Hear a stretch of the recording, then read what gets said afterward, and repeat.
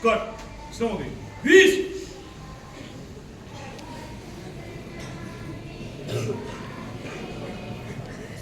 अस्सलामुअलैकुम। આજનો સુવિચાર કડવા હોય લીમડા પર ચિતર તેની છાય, બળદો હોય અબોલા તોય પોતાની ભાઈ. પ્રચુર પંક્તિમાં કવિ કહે છે કે લીમડાનો સ્વાદ કડવો હોય છે પરંતુ તેની છાય શીતળ હોય છે. ઉનાળામાં વડે માળકો આ શીતળ છાયાનો અદ્ભુત અનુભવ કરે છે.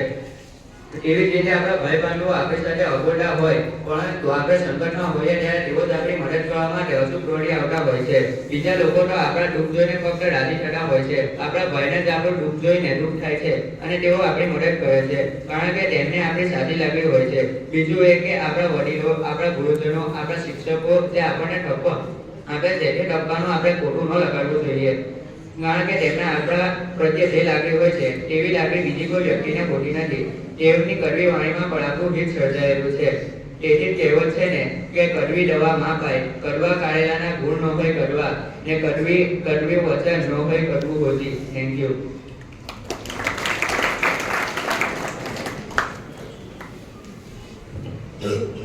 अस्सलामुअलैकुम वरहमतुल्लाहि वबरकातुहू। આજના સમાચાર તારીખ 6/2/2025 ગુરુવાર।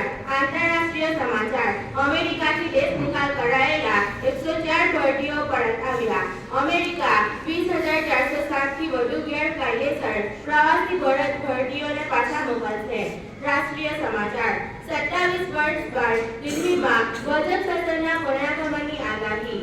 6% વધુ મતદાન નોંધાયું। સોનામાં આગ જેવો ઉછાળો, ભાવ 86,000 પર પહોંચ્યો। રાજકીય સમાચાર અમેરિકાએ રિપોર્ટ કરેલા ગુજરાતી પરિવારો સાથે સન્માનિત વહીવટ કરવા નીતિન પટેલની અપીલ। સુરત જિલ્લામાં ગેરકાયદેસર ઝીંગા તળાવનું ભૂત કરી દૂર્યું। વડબોધન અને દામકા ગામમાં ડિમોલિશન। રમત સમાચાર T20 જીત બાદ આજથી વનડે શ્રેણીની ઇંગ્લેન્ડ સામે શરૂઆત। Thank you.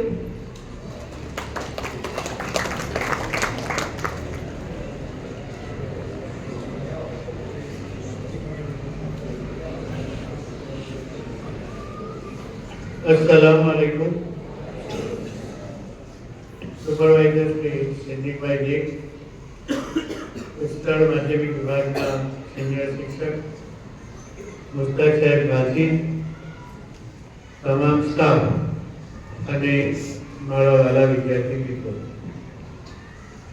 મિત્રો, આજ રોજ આપણી શાળામાં સ્કૂલ ઇન્સ્પેક્ટર્સ મુલાકાતે આવી રહ્યા છે। અત્યારે મેડમ ઓન ધ વે છે અને ટ્રાફિકને કારણે થોડા મોડા પડેલી શક્યતા છે એટલે એમના સંદેશા મુજબ આપણે પ્રાર્થના શરૂ કરી દીધી છે। વિદ્યાર્થી મિત્રો, આપ સૌ જાણો છો કે શાળા શા માટે? શાળા એક શિક્ષણનું ધામ છે। શાળા એ વિદ્યાર્થીઓમાં સંસ્કારનું સિંચન કરવા માટે છે। શિક્ષકો ફક્ત આપને જે પુસ્તકના પહેલા ને છેલ્લા પાન વચ્ચે જે લખાયું છે એ ફક્ત વાંચી સંભળાવવા માટે નથી, પણ આપનો સંપૂર્ણ ઘડતર થાય, તમામ ક્ષેત્રોમાં આપનો વિકાસ થાય, આપના અંદર રહેલી જે સુસુપ્ત શક્તિઓ છે એ છે। શાળા આ જે બાબતો છે એને સિદ્ધ કરવા માટે શિક્ષકો, વાલીઓ, મેનેજમેન્ટ અને આપ સૌના સહકારથી હંમેશા પ્રયત્નશીલ રહે છે। આજ રોજ આ જે તમામ બાબત ગુણોત્સવ શા માટે?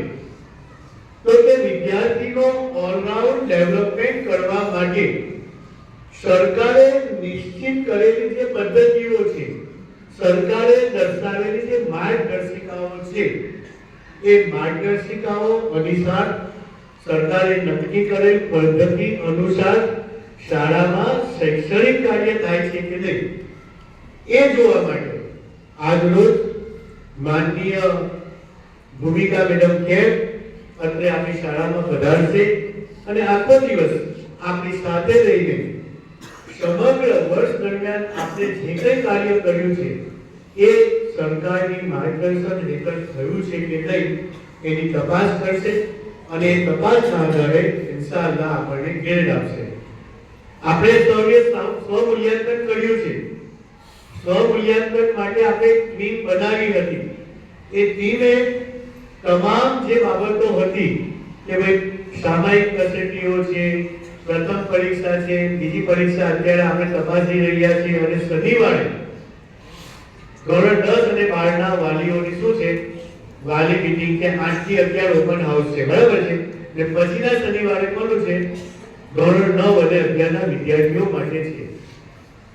તો આ જે કોઈ બાબતો છે તે સિવાયની શાળાની ભૌતિક સુવિધાઓ છે, શિક્ષકોનું નિરીક્ષણ કાર્ય છે, સરકારે આપેલી જે અધ્યયન નિષ્પત્તિઓ છે એના મુજબ શિક્ષકો શૈક્ષણિક કાર્ય કરાવી રહ્યા છે કે નહીં, આ બધી બાબતોની આજે મેડમ ચકાસણી કરીને આપણને ગ્રેડ આપશે.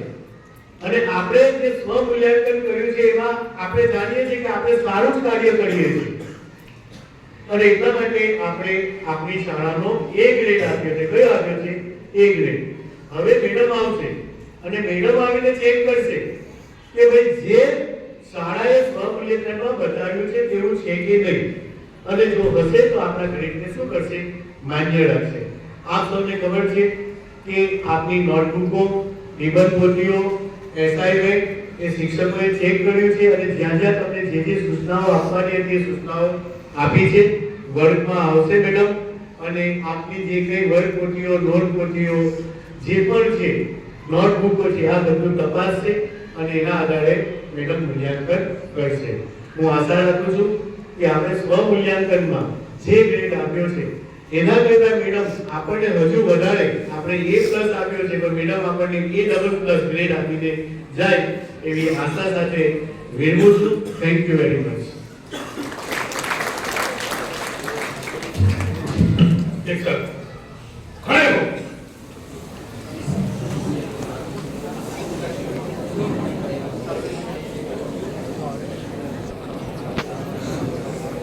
ચલો મોડ મત.